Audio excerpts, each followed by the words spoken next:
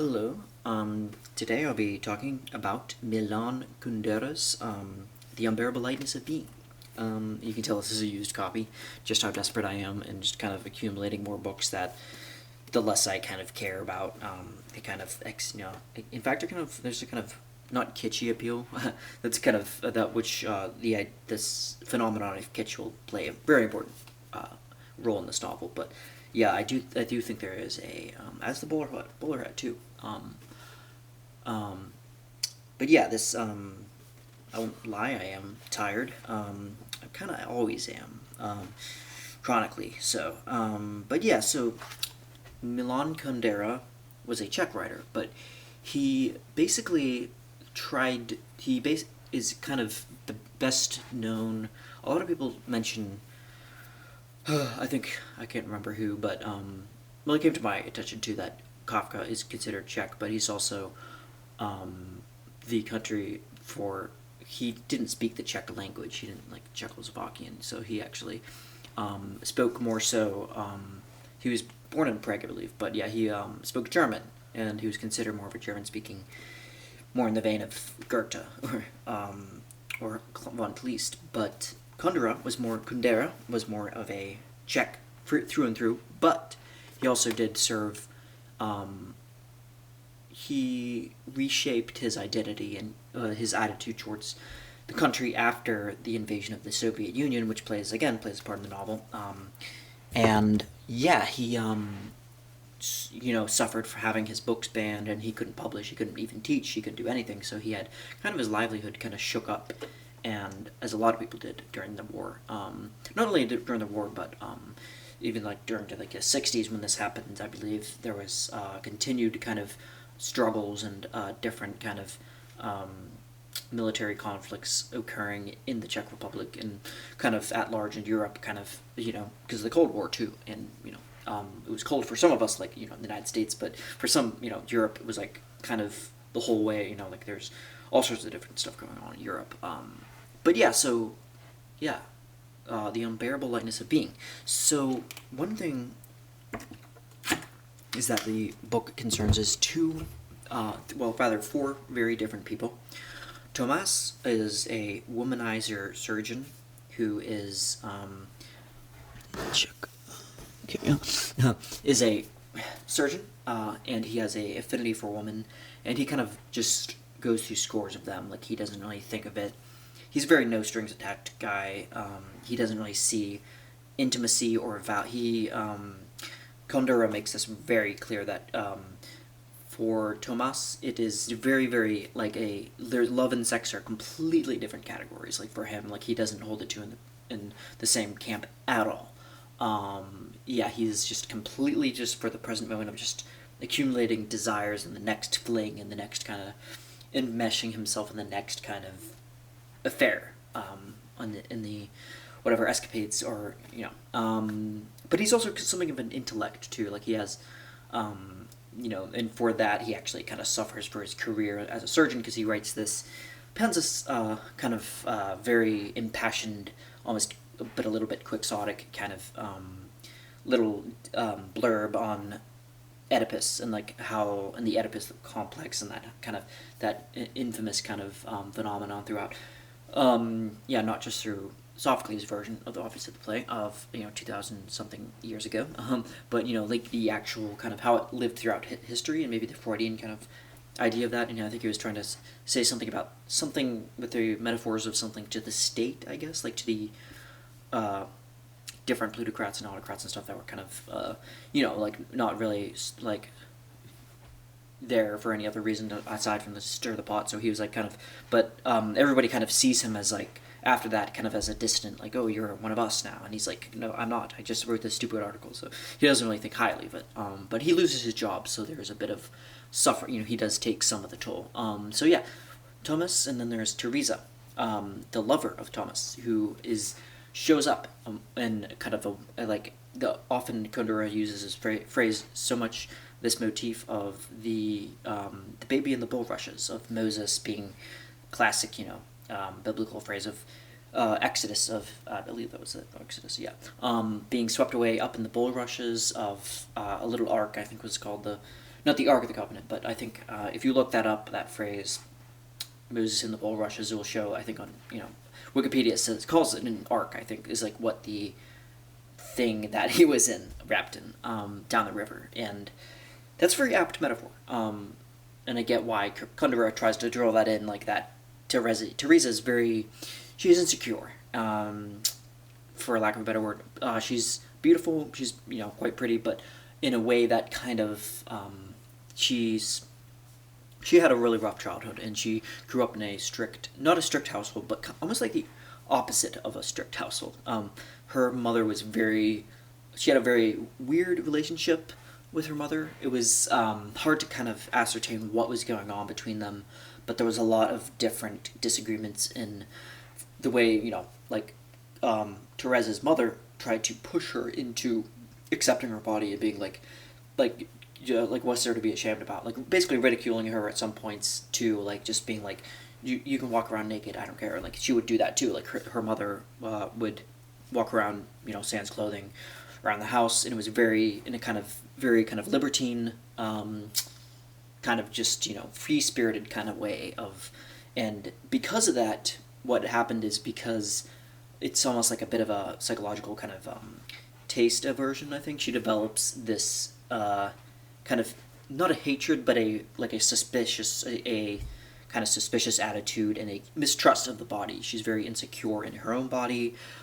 She's constantly kind of having these very auteur kind of bizarre dreams where she's being judged for her body. And she's like, one of the dreams that that she first tells Tomas that when she kind of confides her heart out to him, and it is that she's in a pool. I would look it up in there. It's probably, I think it might be, I might have the page actually.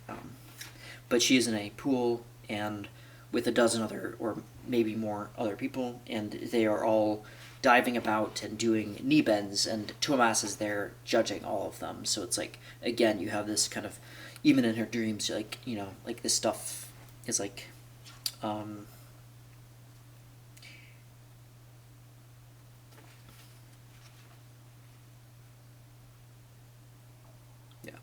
so here it actually has an interesting thing at home. So for Therese, at home, there was no such thing as shame. Her mother marched about the flat in her underwear, sometimes braless, sometimes even on summer days, stark naked. Her father did not walk about naked, but only went to the bathroom every time Teresa was in the bath, and she locked in. Her mother was furious. That is kind of the attitude she has in her home, and it kind of haunts her in a way because she can't kind of move on from that, and she in a way is kind of opposites to Tomas. She shows up into his life in the bulrushes, totally like he kind of swoops her up, and then he's that first scene when we first meet them, right in the first few pages, is like very telling, because we get an image of Nietzsche's Eternal Return, and I'd actually like to read that on that note, because it's right up smack dab at the first page. The idea of eternal return is a mysterious one, and Nietzsche has often perplexed other philosophers with it. To think that everything recurs as we once experienced it, and in that recurrence itself recurs ad infinitum. What does this mad myth signify? So putting it negatively, the myth of eternal recurrence says that life which disappears once and for all, which does not return, like a shadow without weight, dead in advance. And whether it's horrible, beautiful, or sublime, its horror, sublimity, and beauty mean nothing. So yeah, you just take it, and so that's where the title comes from: the unbearable lightness of being, or ontology, the philosophical term, or the qualia, I think, is another term for that. But yeah, the qualitative, individual, subjective experience, the unbearable lightness. How can something that's light be unbearable? Well, for Kundera, I think, through at least in this book, I get the sense that Kundera disagrees with Nietzsche, and that Nietzsche kind of takes a life with a serious kind of, the way I see the eternal return, which is probably one of my favorite concepts of all time, both not only an existential but also borrowing from Eastern mythology, which time is more or less a flat circle, as Rust Cole and True Detective might have put it. But he did put it kind of aptly, because I think that time is in Eastern mysticism a lot. You see not just Sufi mysticism, but obviously Buddhist, like the concept of bardo, karmic type of thing, where life, you come back in some form. You come back, obviously there's actually the Japanese ghosts that I think, like the Buddhist Japanese, I think, ghosts that are, you see that have collected bad karma, I think, and they're punished to be doing certain things. So if they, I don't know the exact example, but it's like if one of the ghosts, I think if in their lifetime they were rude to people or told people off, they might have, to like eat all these, it might have, their vice might have to be like eating something, a bunch of different, gorging on different stuff if they were a glutton. So yeah, that's kind of, it's like the fitting punishment kind of thing. But yeah, so eternal recurrence, I see it more as a challenge rather than a statement on metaphysics, because if you think about it, like, there is no way, like if a demon came into your night and whispered, like, this life as you live it, you will live not at this time, but exactly the same way, countless times, innumerable unto infinity, and, if it's like, would you not whisper in that demon's ear, like, you are a god, and I have never wished for anything better? I think that's like the very vague, glib gist of it. So yeah, the demon coming in the night and saying this, like, it's more of a challenge, in the same way that he, Zarathustra, like, he invites people to kind of like man is something to be surpassed, man is, the overman, it's meant to be, don't be like the last man over here, like giving up, accumulating just kind of your days, just kind of in, vegetating on your couch, like that's kind of like the thing. Don't be a herd mentality. Don't fall for the herd morality, I think is another word. So yeah, there's that groupthink and that, in very vague terms. But then Nietzsche's more like, go, surpass, take this seriously, because if you accept eternal return, you will be like the man who's laughing so hard at the end of Thus Spake Zarathustra that he is choking on, and then once Zarathustra sees us, like, he tells a man, choke down on what's in your what's in your esophagus, and then he does, and then once he does that, like, it's a snake that he bites down on, kind of symbolic, and then once he kind of like does that, he starts laughing, like very, very, just laughing in like a very embracing kind of life, like an all-encompassing kind of like a life-accepting kind of way and mentality, because he accepted eternal recurrence. So once that happens, it's a kind of a blissful thing for Nietzsche, I think. But it is something a little bit to take seriously. Like, this life, like, if you're going to live it, would every, single thing that you do is like an amor fati. Like, yeah, it's a embracing of your fate. And Kundera, I think, comes from a different angle, where he's like, okay, so life for us, there is no way of saying whether this will, like, renounce itself. So, or, reiterate throughout, unto infinity. So, that being said, there's a lightness to this being and this life, because we live once. So either we could live like Nietzsche, like infinity, very serious lives of, just like taking every moment, seizing every moment, kind of taking life a little bit too seriously, or we could be a little bit more like Tomas and just kind of accept that, which kind of is maybe not the best kind of example, because Tomas is definitely a flawed guy, a bit of a Byronic hero in some sense. He's not the perfect kind of idyllic form of what we're looking for, but there's a sense of accepting, this present, and then, yeah, as brief as it is, as fleeting as it is, like this very brief kind of. That's why it's eternal. That's why it's the unbearable lightness, because it's like, for characters like, I forgot to mention, Sabina, who is a artist. She is born, kind of in the same area but they all kind of move in and out of Switzerland and different surrounding countries, as to kind of escape the war. And Sabina, too, she's trying to kind of escape from kitsch. And she experienced the unbearable lightness of being, because she is trying to get out of the like the footprints or the echo, like kind of out of the shadow of her past kind of socialist kind of very kind of socially, socialist kind of informed parents, and she's trying to kind of escape from that kind of fate. So she's trying to kind of imbue her own thing by painting, and she's painting, and she enmeshes and a huge amount of her is like reflected in her artwork too, but the way she lives too. So she's a lover or an affair to Thomas, although like there's no romantic. I wouldn't say quite romantic. There is maybe a bit of romantic love, but it's mostly just a kind of casual affair between them, and they kind of the way the way their relationship is, it's purely kind of sexual, but it's not anything beyond the casual, and they both know this, and they both kind of have known this for years, and basically, even as he's long has been with Therese, basically, like Thomas is like, Therese is like hoping kind of in a that for her that she takes life in a little bit more like she's been not inculcated, but she's definitely from a young age has definitely been shaped by this idea that love is something holy and sacrosanct, and that she can't explain why, but that sex to her is inextricably linked with love. The two, like, they can't be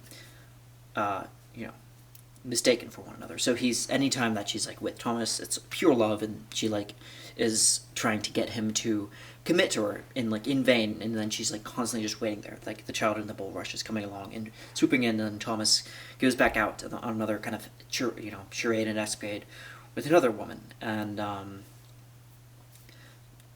Sabina has grown up, and she's trying to kind of escape from her father's kind of putting her in a communist kind of youth circle, and she remembers how stringent that was, and she's longing for just complete freedom. So she's like able to do whatever she wants, no strings attached. So that's what she's doing with Thomas. Like she knows that the next day, like that it's nothing will come of their relationships, and like the sex to them is just what it is and nothing more. And it's kind of that the 80s. So this was published in the early 80s, I think. But it takes place in the 60s, the late 60s, I believe. So then it kind of has an interesting way of telling the story.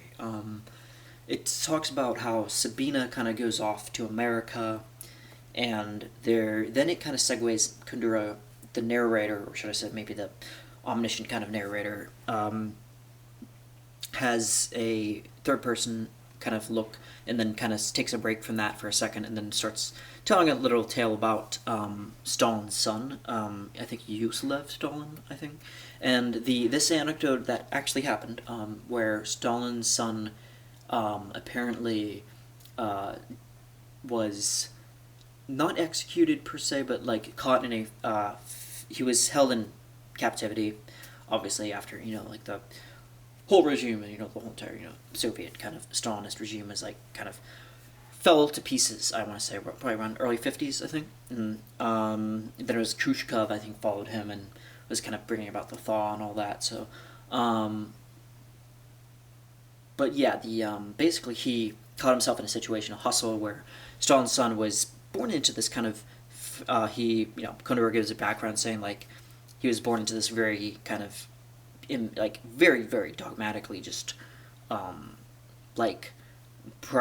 total totalitarian kind of family, where he was said to have been a very sensitive and lonely kid, just very, very lonely, because he didn't have friends, and like his father wasn't really hardly there for him. So yeah, Stalin's son ends up getting in a tussle, and the rage of all this stuff, it's over a piece of shit, in the way that he puts it. It's over this turret in a outhouse that he's in, that he's outraged at somebody else for using it, or like not cleaning it, or somebody was outraged for him, I think. In some way, he ends up like fighting like this person tooth and nail, and dies, because in the way that Kundera says, like, he died for shit, and that's a tragic kind of way of putting it. It's tragic and almost a little bit tragicomic, dare say. I mean, it's it's not that. And then he gives, a background of saying that how he was treated as a kid that might have brought about this kind of very lonely kind of existence, and that then he goes on about kind of religion too, and how it's seen as the sacred, like the most sacred, like the most profane thing is to be talking about feces and fecal matter, and how that kind of manifests throughout early religion, and that different church fathers, funnily kind of enough, would have said that that's actually the worst. It's actually worse than blasphemy to discuss like this kind of matter. So it's like very kind of puritanical. And then he talks about this idea that something else interesting Kundera said about like